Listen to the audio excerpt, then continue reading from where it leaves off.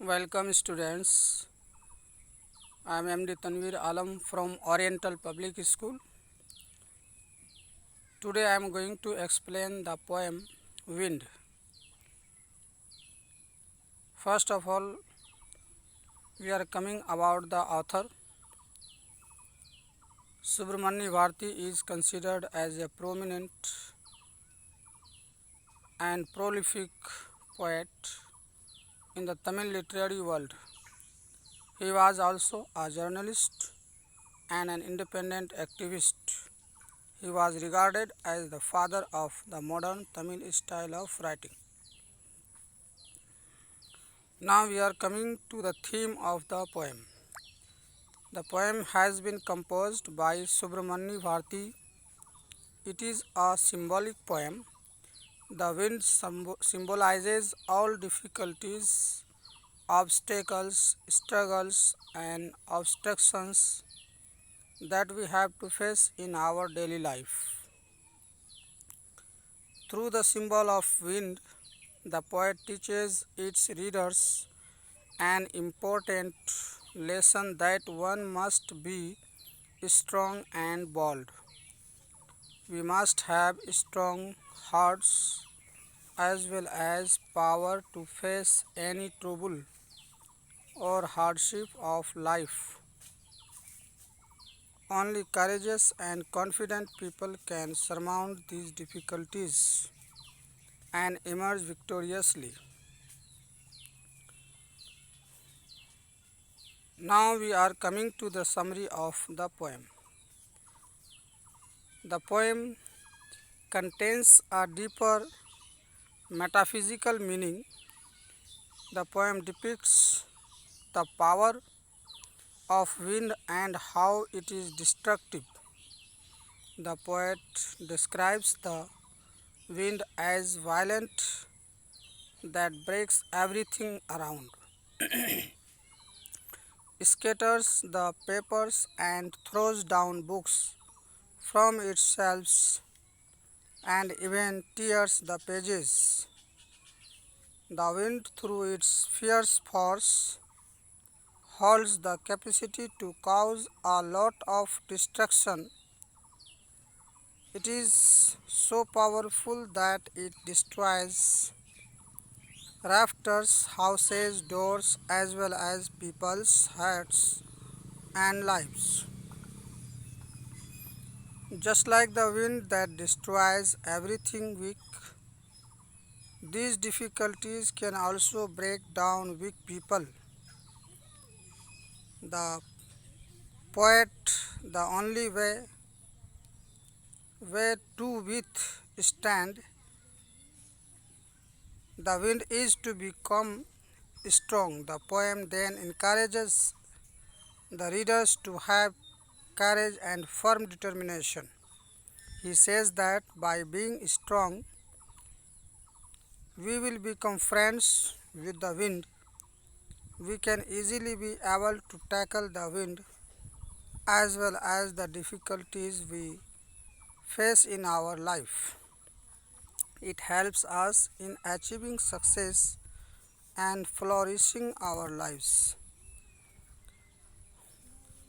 Now we are coming to the explanation of the stanzas. The first stanza says, wind come softly, don't break the shutters of the windows, don't scatter the papers, don't throw down the books on the shelf.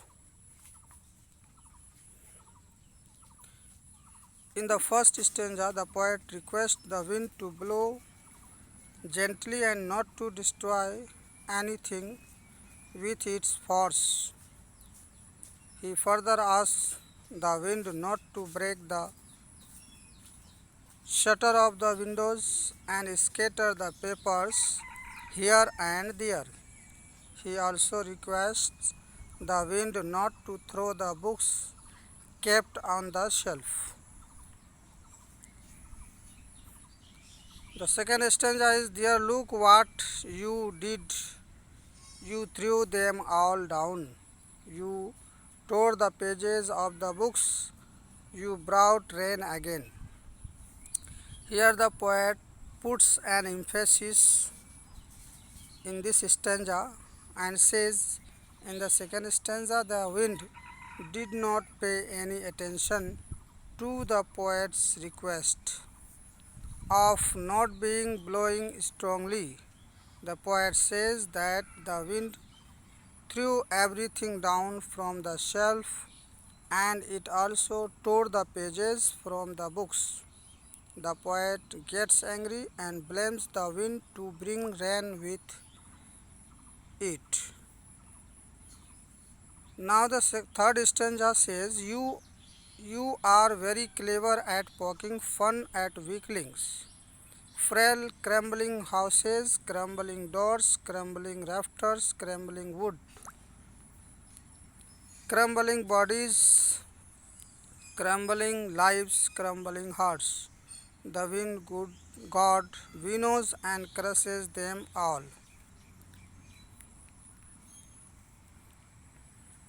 In this stanza, the poet is sad and has a critical tone.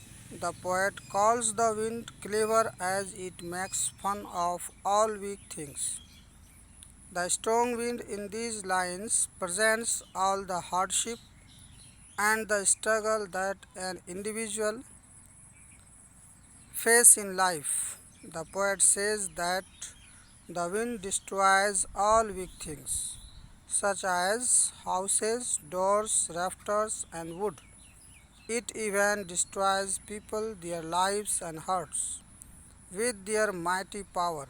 The wind god continues to destroy or separate weak persons until they become strong to face the challenges.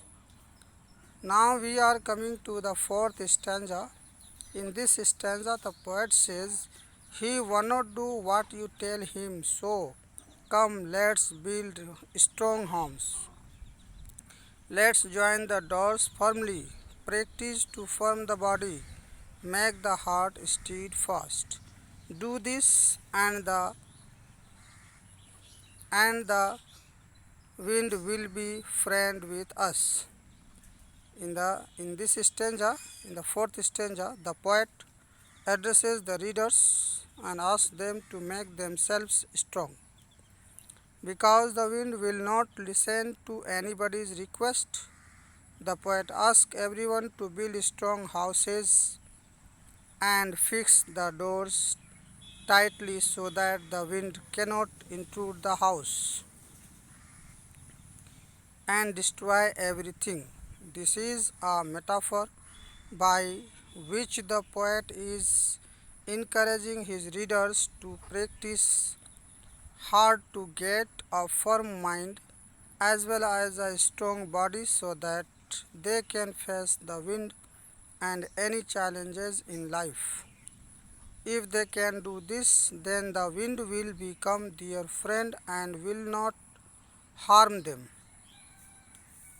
Now we are coming to the last stanza, and the poet in this stanza says, the wind blows out weak fires. He makes strong fires roar and flourish. His friendship is good. We praise him every day. In the last stanza of the poem, the poet describes the wind as both a creator and a destroyer. As a destroyer, it blows out the weak fire, and as a creator, it encourages and nurtures strong fire. In other words, wind can destroy all things that is strong and determined. If we are strong, then wind becomes our friends. That means strong people will stop fearing wind and allow harming them. We then praise the wind of God everything for building our strength. Through this poem, the poet says that we should be mentally and physically prepared to accept all challenges.